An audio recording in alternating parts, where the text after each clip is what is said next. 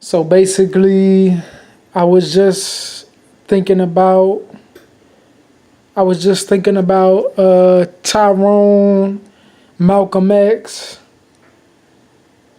Romy, and Imani. And I was thinking how pretty Imani was. Oh my gosh. She was so pretty. And God said, Reese, yeah, that was me. Because Morris looked ugly now. But Imani was still pretty. She was Morris's breath of fresh air. She was Morris's angel. She took care of Morris when nobody else took care of him. When he was in the darkness of the dark, he was gone, and Imani's pretty self. So I got to thinking about Will and Romy and being the gangster friend, my gangster mode, my gangster uptown street mode, Lufo. And it was like, man, I dropped my mind for Will because it was like Stacey Reese. But then I realized that Will was only my friend. The other Will was only my friend because he wanted to date Romy. So then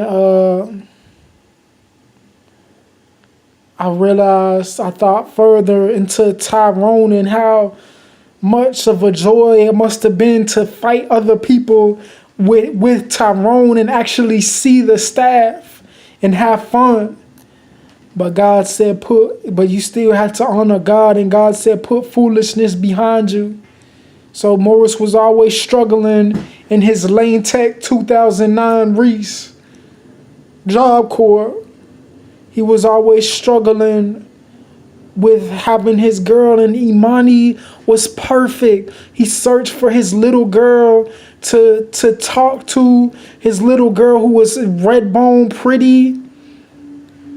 His little girl who was red bone pretty and who matched the description of all his girls of the entity that he was searching for in Chicago 1X.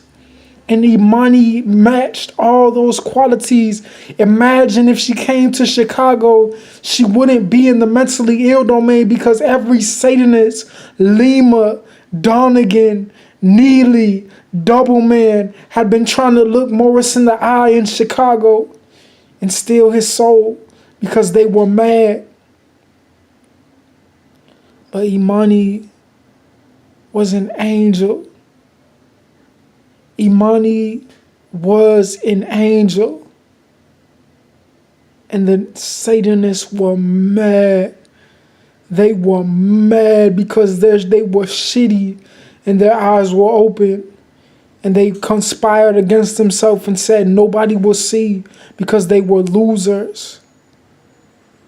But oh Lord, judge me off my integrity. By the way, I just cooked some burgers. And I embated last night again to Cordelian or whatever. So I embated about like 5 times this week, and then over the weekend it was a lot. So I needed enzymes, so I ate 2 burgers today. While getting my money, it's on the way to 85. It's 84 now. I got it there yesterday. But Mom should be on her way home soon, and Marcus was talking to Rick Gonzalez. And there was so much information in Morris's soul, so much beauty, and it made the Satanists mad because God had gave it to Morris, the secret book, the secret unknown one. But because IC and Jared tried to put their hands on Morris for his good music and say, my son is a singer, my son is the preacher. They opened the door to the Illuminati, given the right to protect themselves from people like Jared and people like Rick, who were trying to steal Morris's soul because their eyes were open and they were fat and rebellious and double-spirited. But this young spirit of Morris made them angry. They were mad. My son has this spirit. It's not yours. But because their eyes were open, they conspired and they counseled among themselves and said, does not this thing belong to us? Who told your fat ass to put your fat big belly inside of the home of the fatherless?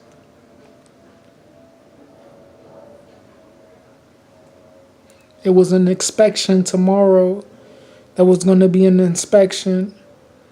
But the process that Morris's mind created was so beautiful. But God said, I'm not going to let that fat crybaby take it. I'm not going to let that fat crybaby put his hands on your stuff. I'm not going to let that fat crybaby get away with his complaining and whining.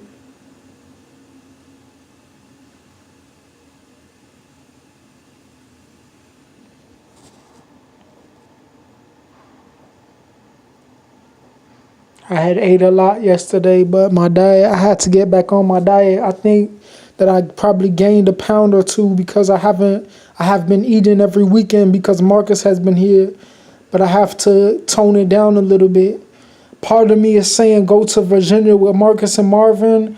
Over the past 3, 4, 5 hours, it said go with Marcus and Marvin because Jared was having a bitch fit.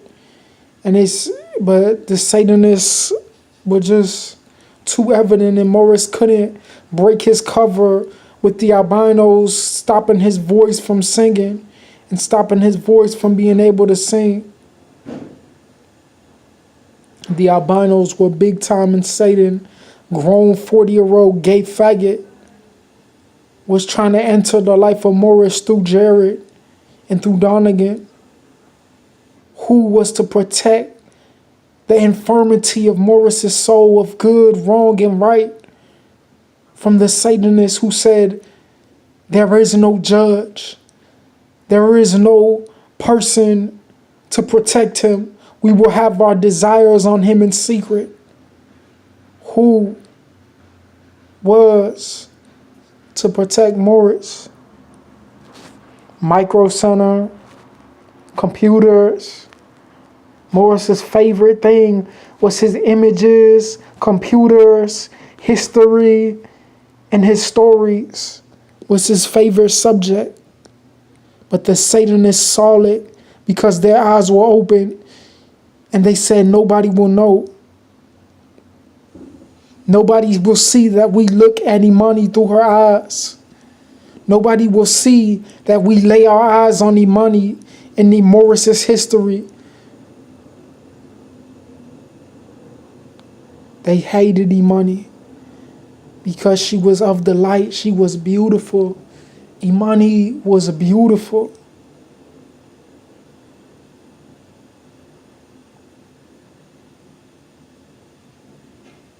Imani was fine. And she was in essence so that every Ravenswood SOS and every Malcolm X SOS and every Horner Park SOS and every Encore SOS couldn't put their hands on how beautiful Imani was. That shitty Amundsen from of old versus the light of Imani inside of Rapunzel.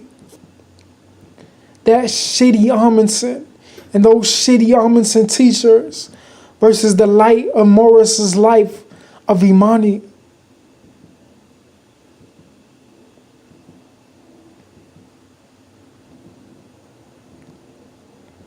The Satanists. This was 2018. Imagine the Knights of Science of 1614 in 2015, long before target employment and long before Combi.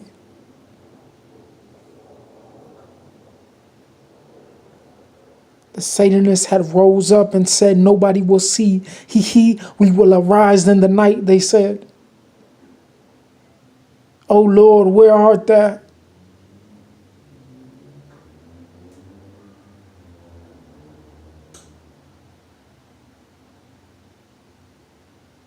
The Satanists said, nobody will know. Nobody will lay hands on us, they said. Nobody will judge us. We will take Imani's plunder in secret and nobody will know, they said.